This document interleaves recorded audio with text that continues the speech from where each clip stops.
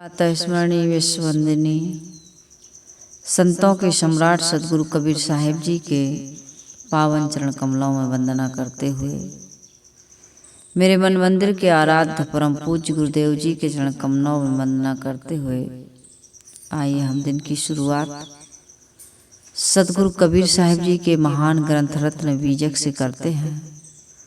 बीजक में 11 प्रकरण हैं।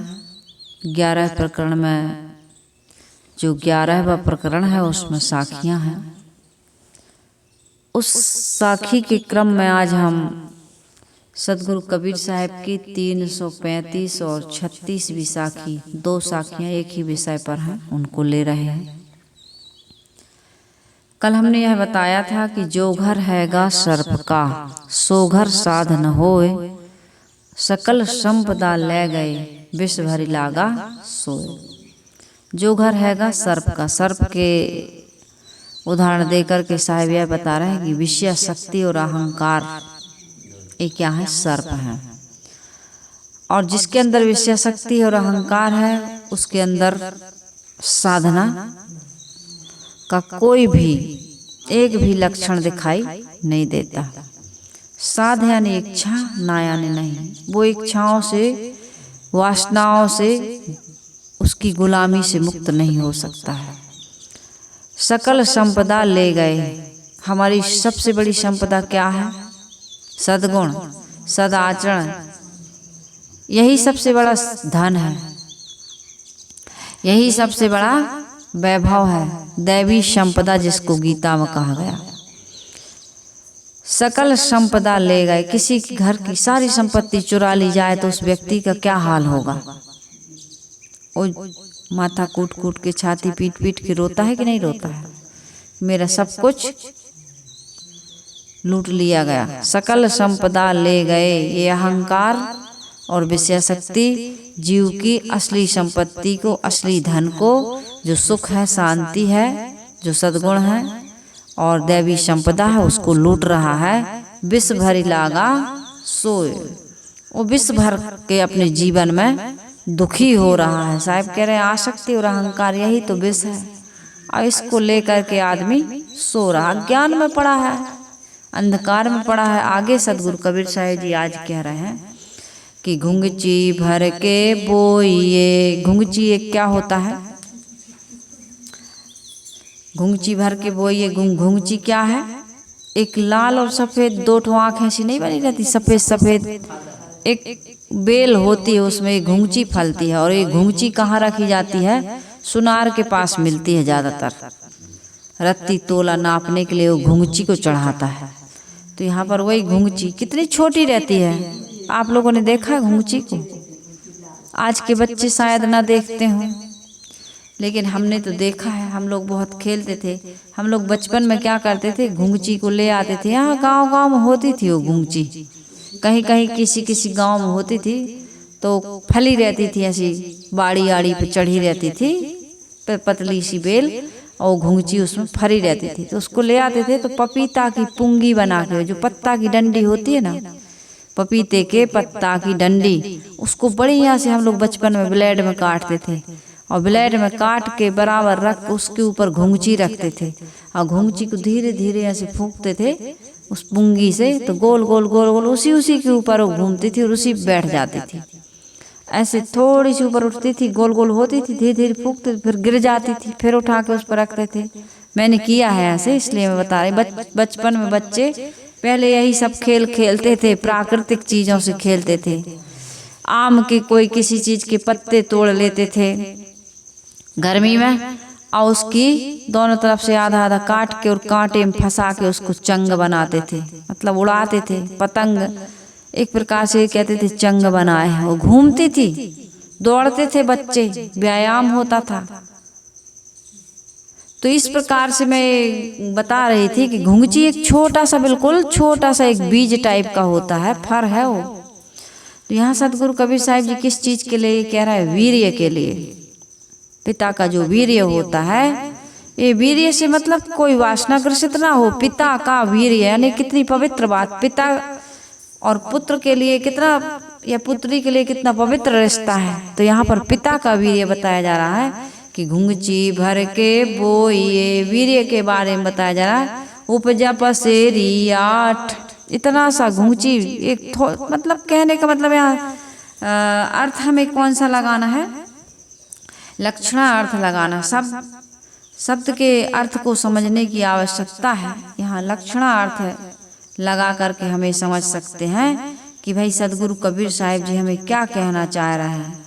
यहाँ पर सदगुरु कबीर साहिब जी ये कह रहे हैं कि घुंघची भर के बोइए, उपजा पसेरी 8, डेरा परा काल का, सांझ सकारे जात। सदगुरु कबीर साहिब जी ये कह रहे हैं कि थोड़ा सा वह वीर्य यदि माता के गर्भ में, यानी सजीव वीर्य जिसमें जीव हो, जीवित वीर्य चला जाए माँ के गर्भ में, तो 8 पसेरी का शरीर उत्पन्न हो जाता है। 8 पसेरी यानी कितना किलो हुए साधना? 40 किलो। जानती हो सीता, तुम्हारा वजन कितना है? हाँ, 40 किलो। स्वस्थ आदमी 40-50 का, 60-65 तक का बॉडी, मतलब हाइट के हिसाब से बॉडी का वजन होता है, शरीर का वजन होता है। तो यहाँ कहने का मतलब मीडियम नापतोल सदगुरु कबीर साहिब जी बता रहे हैं कि थोड़ा सा वीर्य, थोड़ा सा सजीव वीर्य माता के गर्भ में जाता है तो 8 पसेरी का शरीर पैदा हो जाता है। लेकिन जैसे ही माँ के गर्भ में शरीर बनना शुरू होता है, वैसे ही काल का डेरा पड़ जाता है। अभी वस्तु का निर्माण नहीं हुआ, अभी पूरा बनी नहीं, शुरुआत हुई है और की विनाश होना काल बिल्कुल पीछे लगा है। इधर से निर्माण हो रहा है और इधर से विनाश भी पीछे लग गया। जन्म से ही काल लगा हुआ है पीछे। इसलिए संसार का किसी वस्तु को लेकर के हमें मोह नहीं करना चाहिए, न शरीर का, न संपत्ति का, न मोह, न अहंकार। यहाँ जो कुछ भी निर्माण हो रहा है उसकी क्या हो रहा है, पुष्टि के साथ साथ विनाश भी लगा हुआ है।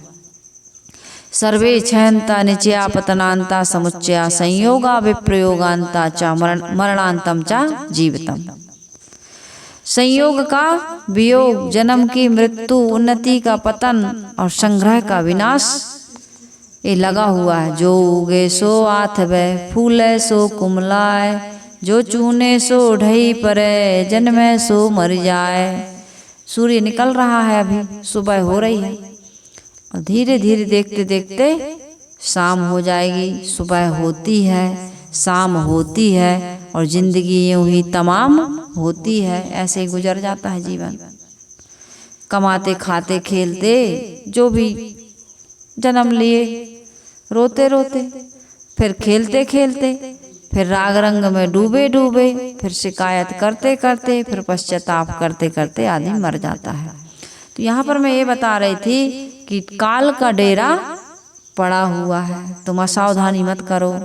ना जानो कब मारी हैं, क्या घर क्या परदेश। कभी भी काल आकर के माँ के गर्भ में भी हम सुरक्षित नहीं। मैं तो हमेशा कहती हूँ, कभी भी काल उठा करके तू कर ले भजन हरि का। एक भजन है ना, काल लगा हुआ है, इसलिए हमें क्या करना चाहिए, हरि का भजन कर लेना चाहिए। ये जिंदगी धोखा दे जाएगी, कर ले भजन हरि का। तेरी मन की मन में रह जाएगी, तू कर ले भजन हरि का। तेरी कोठी तेरी हवेली बन जाएगी एक पहेली, खड़ी यहीं पर रह जाएगी, तू कर ले। तुम लोग गा भी नहीं सकते, कुछ याद नहीं है क्या? इतने दिन से हम भजन गाते हैं, प्रवचन करते हैं, कम से कम गाना चाहिए ना जोर से। रोते रोते, और अभी लड़ाई झगड़े की बात हो जाए, राग द्वेष की बात हो जाए, इसकी उसकी निंदा बुराई की बात हो जाए तो कितने चिल्लाते हो। कहते भैया थोड़ा शांत रहो, शांत रहो। हाँ, शांत नहीं रहते मगर। लेकिन यहाँ भजन गाने के लिए कितने शांत, कितने हम बिल्कुल शांति से बैठे हैं, है ना। बढ़िया से गाया करो। ये जिंदगी धोखा दे जाएगी, कर ले भजन हरि का, तेरी मन की मन में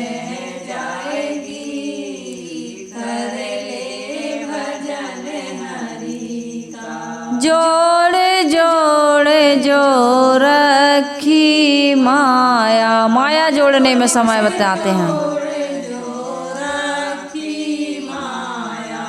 इसको देख देख भर माया, इसको देख देख भर माया। क्या सोचता है आदमी, इतनी हो गई, इतना हो गया, अब मैं प्लाट लूंगा, फिर अच्छा उस पर महल बनाऊंगा, फिर उसको सजाऊंगा, फिर लोगों को बुला करके दिखाऊंगा, है ना।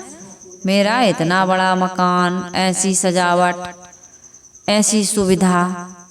लेकिन इसमें क्या कह रहे हैं, भजन क्या कह रहा है कि तेरी जितनी भी संपत्ति है वो क्या होगा, पानी जैसे बह जाएगी, तू कर ले भजन हरि का। पानी जैसे बह जाएगी, क्यों बह जाएगी, क्योंकि यहाँ की संपत्ति यहीं रह जाएगी।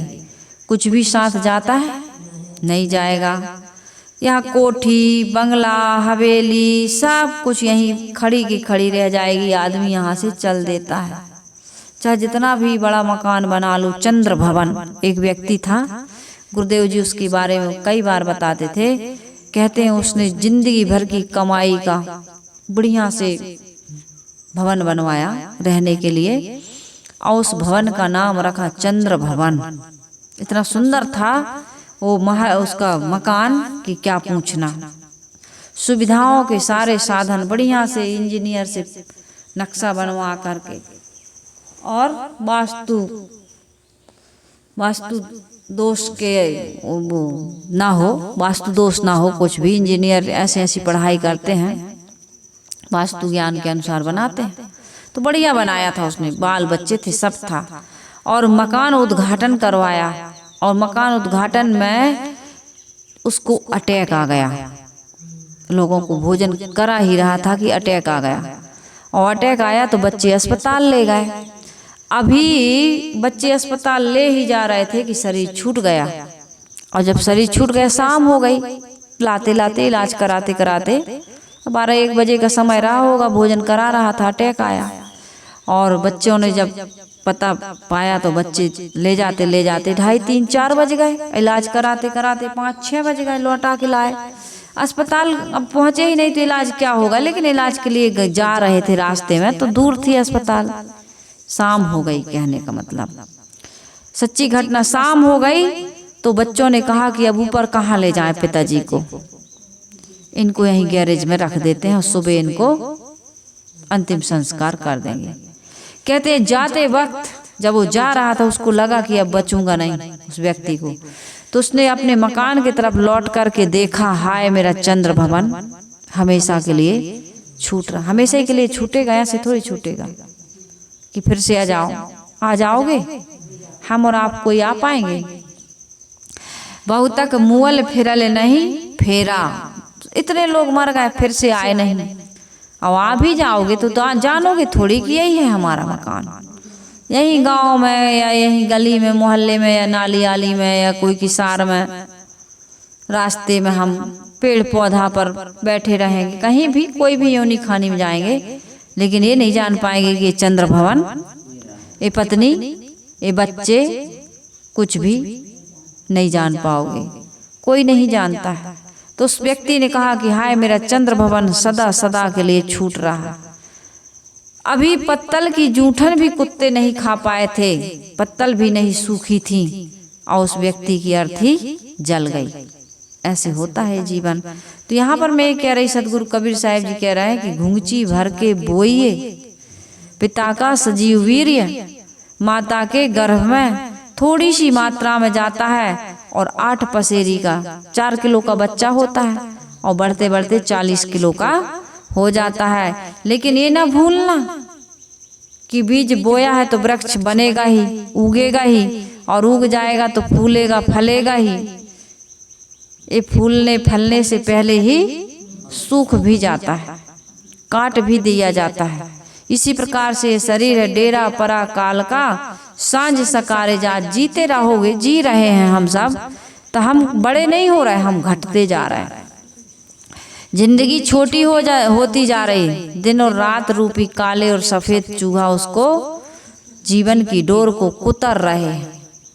हम मृत्यु के कगार पर जा रहे हैं।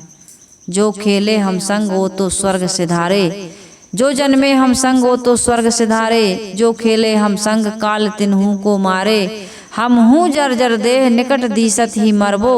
ज्यों सरिता को तीर वृक्ष को नित्य खड़बो। जैसे नदी के किनारे कोई वृक्ष लगा हो तो नदी की धारा, नदी का प्रवाह धीरे धीरे उस वृक्ष की मिट्टी को काटता है, जड़ें खोखली करता है, और एक दिन बहरा करके पेड़ गिर जाता। कितने पेड़ अभी तूफान में गिरे हैं, देख रही हो ना। ऐसे ही जो जन्मे हम संग वो तो स्वर्ग सिधारे। जिन्होंने जन्म लिया हो, कितने लोग हमारे साथी आज इस संसार से चले गए। हम सबको सोचना चाहिए, क्योंकि मौत बुढ़ापे पे आए हैं जरूरी नहीं है। मौत तो जन्म से उनके वो बच्चा जन्म लिया था, उसी के साथ हमारा भी लिया था। देखो उसका इतना बड़ा हो गया, हमारा मर गया होता तो अब तक इतना बड़ा हो जाता, इतना उसके भी बाल बच्चे हो जाते। ये दुनिया की जिसके साथ जो भी घटना घटती है वो याद करता है।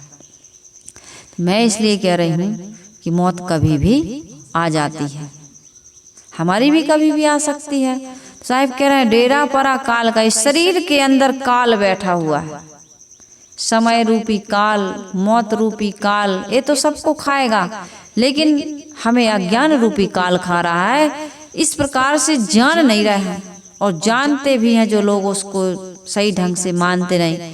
इस शरीर का, इस संपत्ति का, इस समय का कैसे दुरुपयोग कर रहे हैं लोग। लड़ाई में, झगड़ा में, राग द्वेष में, बैर विरोध में, तू में, मैं में आदमी का जीवन पूरा बर्बाद हो रहा है।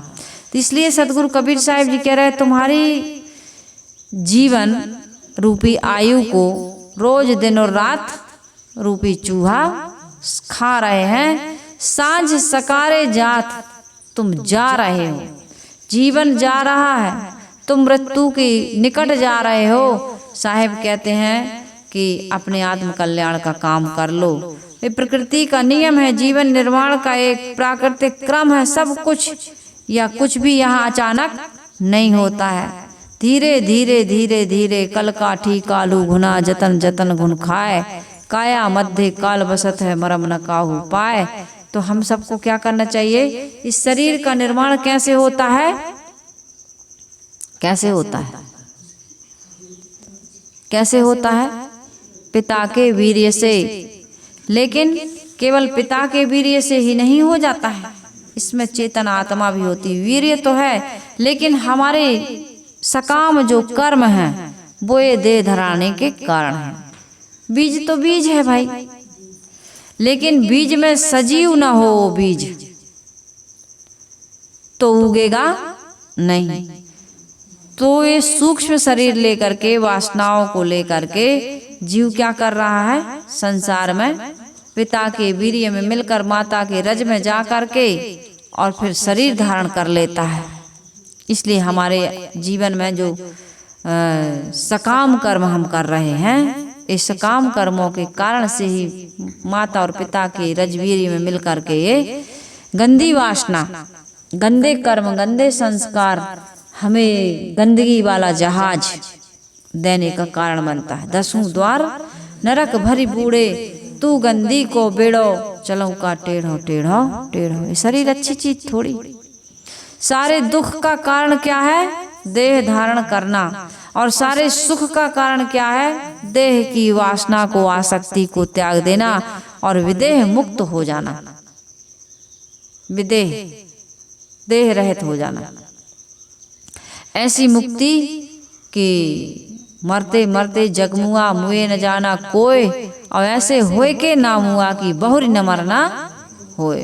मरते मरते तो संसार के सब कुछ साधो ए मुर्दों का गांव, सब कुछ मर रहा है। जितनी भी प्रकृति की चीजें हैं, प्राकृतिक चीजें हैं, या प्रकृति से जो भी बना है वो, मैंने कहा ना सुबह का सूरज शाम को अस्त हो जाता है, पृथ्वी की आड़ में छुप जाता है।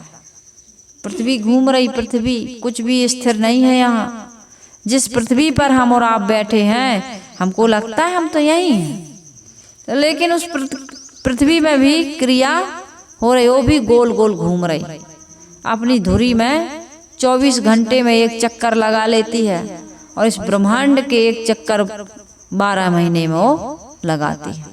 सब कुछ चल रहा है, चरे वेती सब कुछ चलाए मान, यहाँ कुछ भी स्थिर नहीं है। तो इसलिए मन में भ्रम तोड़ो, मन का भ्रम कि हम तो ऐसे हैं, ऐसे रहेंगे। हमारा स्वरूप ऐसा है, जैसा है वैसा ही रहेगा, लेकिन हमारा ये शरीर वैसे रहने वाला नहीं है। एक रस रहने वाली आत्मा है, और क्षण क्षण बदलने वाला हमारा ये शरीर है। इसलिए सदगुरु कबीर साहिब जी इन दोनों साखियों में बड़ी सुंदर शिक्षा दे रहे हैं कि यहाँ से हमको एक दिन जाना है। इस गंदे रज और वीर्य में मिलकर के 9 महीने तक माता के गर्भ में पक पक करके, और बाहर निकल करके भी हम क्या पाते हैं। यदि भजन नहीं करोगे, सत्संग नहीं करोगे, आत्म कल्याण का कार्य नहीं करोगे, सकाम बीज बोते रहोगे, सकाम कर्म करते रहोगे, तो देह धारण करना कभी छूटेगा नहीं, और नाना खानियों में जाओगे। ये जरूरी नहीं कि मनुष्य शरीर में हो तो मनुष्य शरीर में ही तुम पैदा होगे। इसलिए संसार के कारण कार्य की व्यवस्था को जानिए, अनादि नियम को जानिए। सजीव वीर्य का नारी क्षेत्र में, नारी के क्षेत्र में नहीं, गर्भ में पहुंचना, और पहुंच करके वहां देह बनाना, और देह बना करके दुख पाना, एक इसके पीछे कारण क्या है, इसको समझने का हम सबको प्रयास करना चाहिए। कारण नहीं जानेंगे तो इसका निराकरण नहीं कर सकते, निवारण नहीं हो सकता। तो भौतिकवादी कहते जरूर हैं कि कई प्रकार के शोध किए जा रहे हैं, AI जो बना हुआ है, या विज्ञान ने जो आविष्कार किया है, मनुष्य के मस्तिष्क से जो भी आविष्कार हो रहा है, ऐसा सुनने में आ रहा है कि मौत पर विजय प्राप्त कर ली जाएगी। मरना चाहो तो मरो, और नहीं चाहते तो ना मरो। अब इतना आविष्कार हो रहा है, शरीर आदमी कैसे बना लेगा? मशीनों का बना सकता है, इन जड़ तत्वों से तो नहीं बना सकता। अभी तक तो मुझे तो नहीं लगता है। और भाई विज्ञान क्या क्या आविष्कार करता है, फिर चेतना कहाँ से लाओगे? ये तो बहुत अच्छी बात है कि सब कुछ दिख जाता है। बहुत सारी चीजें हैं जो नहीं दिखती, लेकिन दिखने लायक चीज ऐसे ऐसे यंत्र बना लिएगा, ये देख लेते हो। आत्मा को कौन देखता है? आत्मा इन भौतिक इंद्रियों से दिखाई देने वाली नहीं हो, पकड़ से बाहर है। उसको आप और हम पकड़ नहीं सकते। तो शरीर तो जो कारण कार्य व्यवस्था के अनुसार जैसे बन रहा रजवीर से, है ना, माता के गर्भ में पक कर के बाहर आता है, वैसे ही बनेगा। और आविष्कार हो जाए तो उसके लिए अपन कह नहीं सकते, लेकिन जो संतों की परंपरा है, संतों की परंपरा की जितनी भी बातें हैं, जैसे कर्म से फल मिलता है, माता पिता के रजवीर से शरीर बनता है, किसी का शरीर खीर खाने से या किसी की संकल्प मात्र से नहीं बन जाता है। ये बातें जो संत गुरुजन बताया करते हैं, चमत्कार मानता है कि बन जाता है। इसी प्रकार विज्ञान भी कोशिश कर रहे हैं चमत्कार के कारण से। धर्म के और अध्यात्म के क्षेत्र में जो चमत्कार जुड़ा है, उसी का आधार लेके हो सकता है विज्ञान ये सोच रहा हो कि हो जाए। लेकिन कारण कार्य की व्यवस्था को समझने वाला व्यक्ति कभी उसकी समझ में ये नहीं आ सकता कि संकल्प मात्र से या किसी यंत्र से या किसी मंत्र से या किसी तंत्र से या किसी विज्ञान से, किसी ज्ञान से बिना माता पिता के रजवीर से शरीर बन सकता है, या कर्म के बिना किसी को कोई फल मिल सकता है। ऐसा होता नहीं है, ये हमारा सिद्धांत कहता है। बाकी और विज्ञान क्या कहेगा आगे आगे इसको देखने की आवश्यकता है। तो मैं ये बता रही थी सदगुरु कबीर साहब जी क्या कह रहे हैं कि घुंघची भर के बोइए, घुंघची थोड़ा सा घुंघची भर के बोइए, उपजा पसेरी 8 डेरा परा काल का सांझ सकारे जात।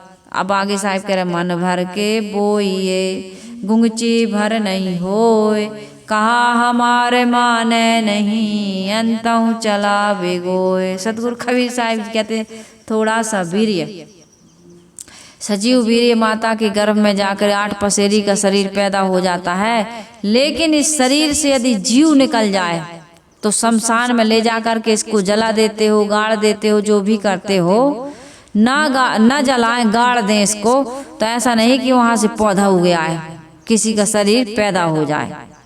पौधा मतलब इस 8 पसेरी के शरीर से यदि जीव निकल जाए तो कुछ भी इस शरीर से बनता नहीं, कुछ भी इस शरीर से पैदा होता नहीं है। वो जीर्ण क्षीण हो जाता है, गल करके और नष्ट हो जाता है, अपने तत्व अपनों में मिल जाते हैं, लेकिन इससे कुछ पैदा नहीं होता है। मन भर के बोइए, 40 किलो का ये शरीर यदि आप, मन कितने में होता है? 40 किलो का एक मन होता है, और वो 40 किलो का नहीं 80 किलो का, कुंटल भर का तुम जमीन में गाड़ दो, जीव नहीं है तो गाड़ते ही हैं लोग, फिर भी उसमें एक घुंघची भर के भी कुछ भी होने वाला नहीं है। सदगुरु कबीर साहब जी कह रहे हैं कि जान नहीं रहे हो, तुम समझ नहीं रहे हो, ज्यादा इधर उधर भटकने वाली बातें करते हो, इसलिए तुम इस प्रकृति की वास्तविकता को, संसार की वास्तविकता को, इसके नियम को, कारण कार्य की व्यवस्था को नहीं जानते हो, इसलिए तुम कहते हो कि हमारे गुरुजी तो फिर आएंगे। हमारे गुरुजी तो अभी भी सदैव दर्शन देते हैं। जब दे ही जला दिए, गड़ा दिए, दफना दिए, कितने संप्रदाय का मैंने ऐसे सुना है, नाम तो नहीं लूंगी, कि उनके गुरुजी चले गए, शरीर छूट गया, उनकी लाश अभी भी सुरक्षित रखे हैं, कहते हैं आएंगे हमारे गुरुजी इस शरीर में। कैसे संभव, कैसे धर्म के क्षेत्र में लोग कितना पागलपन करते हैं, उनके शिष्य लोग या फिर गुरु ही लोग उनको क्या समझाते होंगे, समझ में नहीं आता। इतना भी उनको अकल नहीं है कि एक बार जीव इस शरीर से निकल जाता है तो इसमें दोबारा आता नहीं। लंबी भरे भरे उड़ान, तोता उड़ जाएगा, चाहे कितनी भी कोशिश कर लो, वो उड़ने वाला पक्षी इस पिंजड़े में आता नहीं है। एक भजन है, वो भजन अभी मुझे याद नहीं आ रहा, तोता उड़ जाएगा, कर ले जतन 1000 तोता उड़ जाएगा। वो तोता बड़ा अजीब तोता है, एक बार उड़ जाता है तो दोबारा फिर इस पिंजड़े में आता, चाहे कितने भी यत्न कर लो। यदि ऐसा होता तो लोग रख लेते इकट्ठा। मैंने एक दिन कहा था ना, अच्छा हो गया कि अनाज सड़ जाता है, अनाज में कीड़े पड़ जाते हैं, घुन लग जाता है, नहीं तो आदमी स्टॉक का स्टॉक करके रखता, बेचता ही ना, कहता भैया इतना कर लिए, अगली साल हमको कुछ भी करने की जरूरत नहीं है। अब तो 1 साल कमा लिए, 20 साल बैठ के खाएंगे, और जब खत्म होने की बात होगी तब फिर कमा लेंगे। अच्छा हो गया कि इस शरीर में एक बार जीव निकल जाता है, दोबारा नहीं आता, नहीं तो अपने प्रियजनों के शरीर को कोई जलाना दफनाना ना चाहता, रख लेता। ले जाते हैं तो कितने रोते हैं लोग, कितना रोते हैं, कहते नहीं नहीं ना ले जाओ, ना ले जाओ, लिपट लिपट के रोते हैं। वो जान रहा है कि भैया, तभी तो इतना रोता है गला फाड़ फाड़ के कि अब तो हमेशा हमेशा के लिए बिछुड़ गए हैं। यदि ये पता होता कि शरीर में फिर से जीव किसी भी संभव प्रयास से ये संभव हो सकता है, किसी भी प्रयास से संभव हो सकता है कि शरीर फिर से जीवित हो सकता है, इसमें जीव आ सकता है, तो आदमी इंजन बदलवा लेता है गाड़ी का, है ना, जो जो खराब हो गया बदलता जाता, गाड़ी नहीं बदलता। भैया हमारी ये गाड़ी हमें बड़ी प्रिय है, अमुक समय में लिए थे, ऐसे ऐसे लिए थे, इसको हम बदलना नहीं चाहते, लेकिन इस शरीर से जीव निकल गया तो फिर आने वाला नहीं है।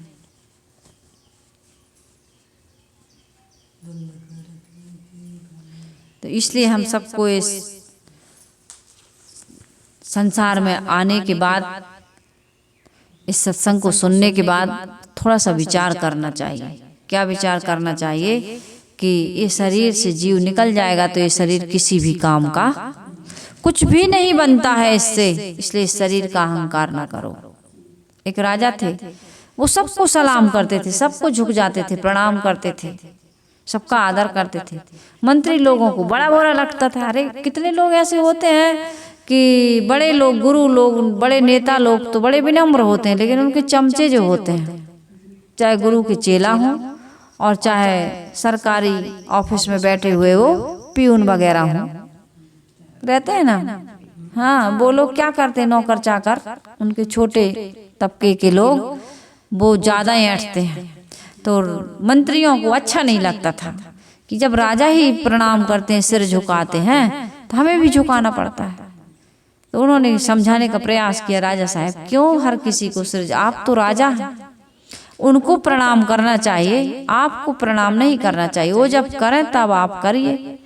तो राजा बड़े ज्ञानी थे, सत्संगी थे, वो मिला होगा उनको बचपन से अच्छा संस्कार, या संत महात्माओं की, सज्जन साधु पुरुषों की संगत किए होंगे, क्योंकि इसके बिना तो संभव नहीं कि आदमी विनम्रता आ जाए। इसके बिना विनम्रता आना संभव ही नहीं है, क्योंकि हमारे आसपास का जितना सर्कल है वो सब अहंकार की ही शिक्षा देता है, वही पाठ पढ़ाता है। तो राजा साहब बड़े विनम्र थे, उनको समझ में आया कि इनको अहंकार है, और अहंकार आदमी का पतन करता है। ये जब झुकेंगे, इनका सिर झुकेगा ही नहीं, तो कहीं से कुछ ले नहीं पाएंगे। दुआएं हैं, आशीर्वाद है, शुभकामना है, सहानुभूति है, सहयोग है, ये ले नहीं पाएंगे। आप झुक कर के प्रणाम करिए, सहज ही, जैसे ही आप प्रणाम करते हैं, जैसे ही आप पैर छूते हैं, खुश रहो, मस्त रहो, सदा आनंदित रहो, भगवान तुम्हारा भला करे, यही तो आशीर्वाद मिलता है। लेकिन आजकल आदमी ने पैर छूना बंद कर दिया, hello hi bye tata bye bye, यही सब चल रहा। अब बच्चों को राम राम, अब आजकल एक चलन सी चली राधे राधे कहने की, होने लगा ना राधे राधे। पहले सीताराम जयराम जी की राम राम करते थे, बीच में बड़ा विकृति आई, हाय बाय हेलो टाटा वाला काम चला। लेकिन अब अच्छी बात है, संतों ने, महापुरुषों ने खूब गुहार लगाई, प्रवचनकर्ताओं, प्रवक्ताओं ने, कि भाई कम से कम इस बहाने तो कोई पवित्र नाम का सुमरण कर लो।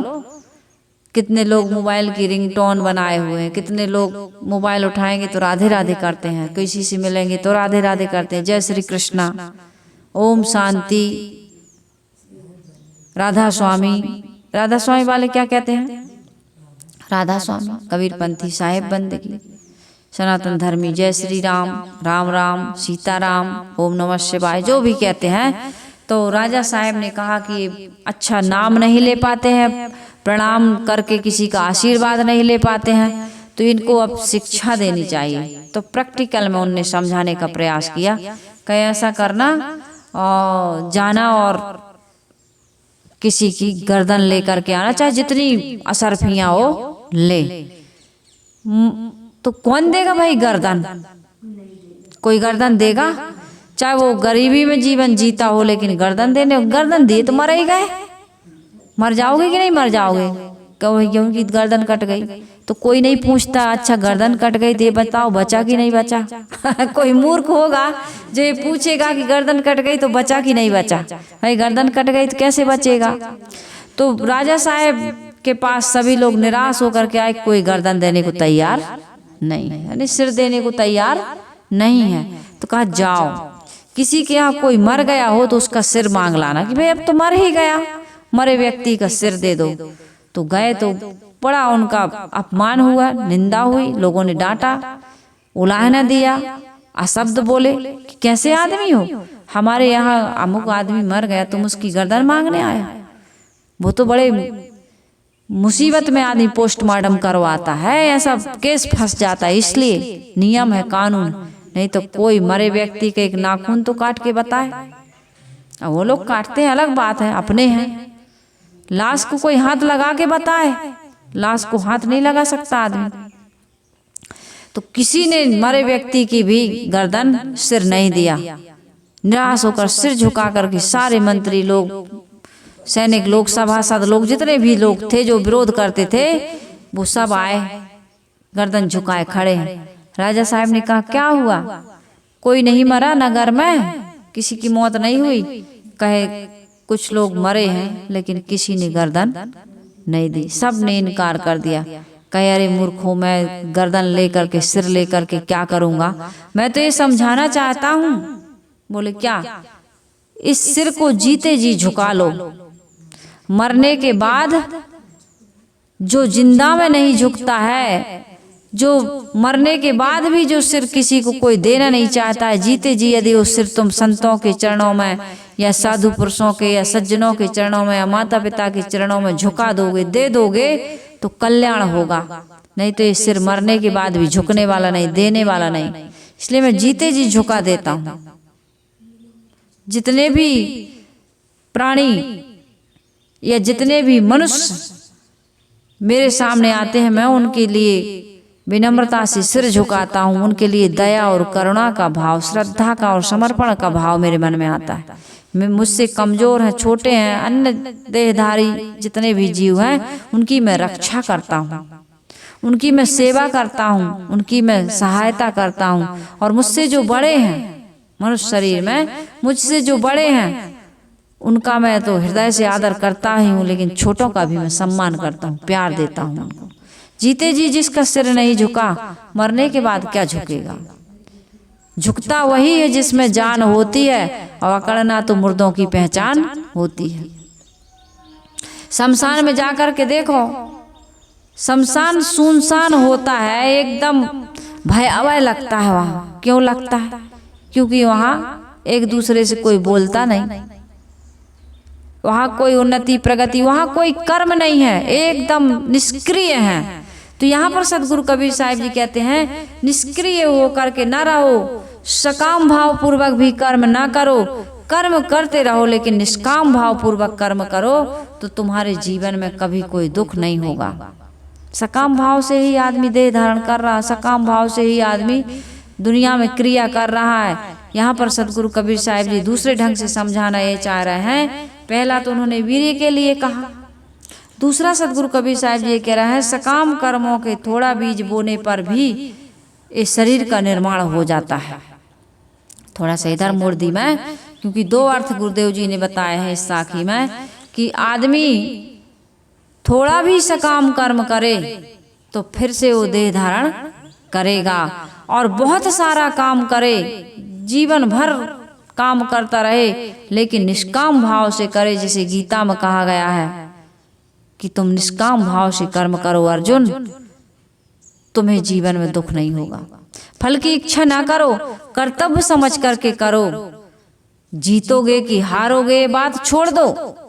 इन अत्याचारियों का, पापियों का, अधर्मियों का विनाश होना चाहिए। तुम केवल निमित्त मात्र हो, माध्यम बन जाओ, और ये तो स्वयं मृत्यु के मुख में जाने वाले हैं।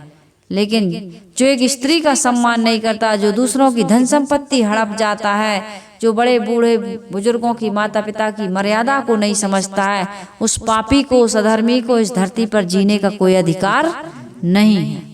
इसलिए तुम ये ना सोचो कि मैं पाप कर रहा हूँ कि पुण्य कर रहा हूँ। तुम तो ये सोचो कि ये कार्य करने योग्य है और ये कार्य करने योग्य नहीं है। इतना विवेक दिया जाए तो उस करने योग्य को कर लेना और ना करने योग्य को छोड़ देना, तुम्हें कोई बंधन नहीं बनेगा। ये महाराज श्री कृष्ण गीता में अर्जुन को उपदेश दे रहे हैं। तो यहाँ पर सदगुरु कबीर साहिब जी ये कह रहे हैं कि जो निठल्ले बनकर बैठे रहते हैं, हम तो कुछ नहीं करेंगे आंख मूंद के, उनका कभी कल्याण नहीं होता। वो समझ जाओ जीते जी क्या है, शमशान घाट है। क्योंकि शमशान घाट में कोई क्रिया नहीं होती, वहां तो जो ले जा करके दफना दिए, जला दिए, जैसे है। हाँ, कृमि कीट आदि खाते हैं, वो क्रिया हो रही है, लेकिन उस मुर्दा से कोई क्रिया होने वाली नहीं। तो जीते जी मुर्दा मत बनो। जीते जी मुर्दा बनने के लिए नहीं कहा जा रहा, पत्नी के प्रति क्या कर्तव्य है एक पति का, और पति के प्रति एक पत्नी का क्या कर्तव्य है, माता पिता के प्रति बच्चों का क्या कर्तव्य है, और बच्चों के प्रति माता पिता का क्या कर्तव्य है। एक देशभक्त होने के नाते, राष्ट्रभक्त होने के नाते, इस भारत में जन्म लेने के नाते हमको इस भारत के प्रति, मातृभूमि के प्रति, मातृभूमि के जितने भी लाल हैं उनके प्रति, हम डॉक्टर हैं तो मरीज के प्रति, हम वकील हैं तो हमारे क्लाइंट के प्रति, हम जज हैं तो मुजरिम के प्रति हमारा क्या कर्तव्य होना चाहिए। एक गुरुदेव जी की बहुत छोटी सी पुस्तक है, आप किधर जा रहे हैं, बड़ा सुंदर चित्र उसमें बना हुआ है। एक व्यक्ति दूसरे व्यक्ति का हाथ पकड़ करके, और उसमें हेडिंग में लिखा है कि आप किधर जा रहे हैं। आप जरा विचार तो करिए, हम और आप विचार तो करें कि हम क्या कर रहे हैं। हम अपने कर्तव्यों को भूल रहे हैं, इसलिए जीवन में दुख है। कर्तव्य को खूब निभाइए, बाबा बनकर हाथ में माला लेकर के फेरने की आवश्यकता नहीं है। माला फेरना सुमरन नहीं है। घर में आप अपने परिवार वालों की, अपने नाते रिश्तेदारों की, अपने पड़ोसियों की, इस देश की, और देश ही नहीं पूरे विश्व की आप चिंता करिए। क्या चिंता करिए, मेरे द्वारा कोई गलत मैसेज संसार को न जाए, समाज को न जाए। यदि मैं गलत बोलता हूँ, सुनता हूँ, सूंघता हूँ, चखता हूँ या विचार करता हूँ और गलत काम करता हूँ, तो मेरे इस व्यवहार से केवल मैं ही परेशान नहीं होऊंगा, मेरे साथ साथ पूरा ब्रह्मांड परेशान हो जाएगा। क्योंकि मेरे सारे विचार, मेरी सारी वाणी, मेरी सारी क्रिया ये वायुमंडल में गूंजती है। ये इको साउंड है, पूरा संसार क्रिया की प्रतिक्रिया होती है, ये लौट करके आता है हमारे सामने, हमारे जीवन में। इसलिए हमको कभी कोई ऐसा निष्काम कर्म भाव पूर्वक कर्म करिए, लेकिन पवित्र करिए। पवित्र का निठल्ले मत बनिए, निकम्मे मत बनिए, क्योंकि निकम्मापन जीवन में कोई उन्नति या प्रगति नहीं करता, कोई सुंदरता, कोई सौंदर्य नहीं रह जाता, मुर्दा निष्क्रिय ही तो हो जाता है। इसलिए उसको क्रूप कहते हैं, निष्क्रिय। ज्ञान की क्रिया अब उसमें होने वाली क्रिया तो होगी, वो विस्फोट होगा, बदबू आएगी, सड़न पैदा होगी, गंदा, ये शरीर गंदा है तो ये गंदगी का पिटारा, गंदगी फैलाएगा, ये क्रिया होगी। बाकी पवित्र क्रिया कुछ भी होने वाली नहीं है। तो यहाँ सदगुरु कबीर साहिब जी कह रहे, डेरा पड़ा काल का सांझ सकारे जात, बड़ी हृदय को स्पर्श करने वाली पंक्ति है। माँ के गर्भ से ही काल हमारे पीछे लग जाता है। इसलिए हमको क्या करना चाहिए कि सदगुरु कबीर साहिब जी कह रहे, कहा हमार माने नहीं अंतों चला भिगोए। अरे शरीर से हमें अच्छे अच्छे काम कर लेने चाहिए। अंत में तो भिगो करके, अर्थात इस शरीर को त्याग करके हम चले जाएंगे, शरीर नष्ट हो ही जाएगा। तो ये शरीर जो मिला है अवसर बार बार नहीं आवे, जो चाहो कर ले भलाई, जन्म जन्म सुख पावे, अवसर बार बार नहीं आवे। भजन मैंने डाला है, कहत कबीर भजनावली में भजन है, बड़ा प्यारा भजन है।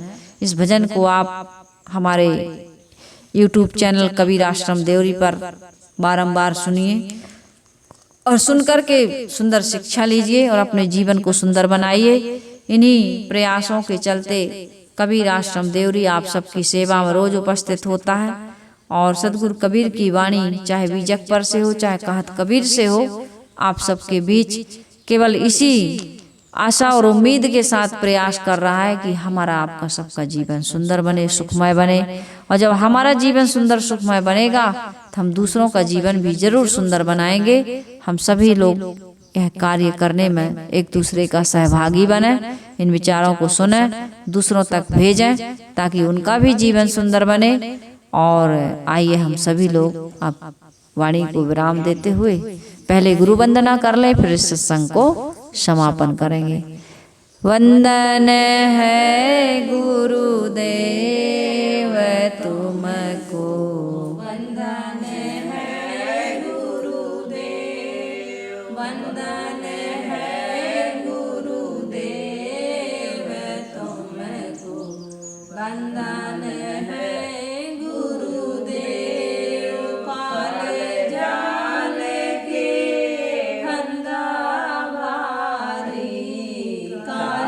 जा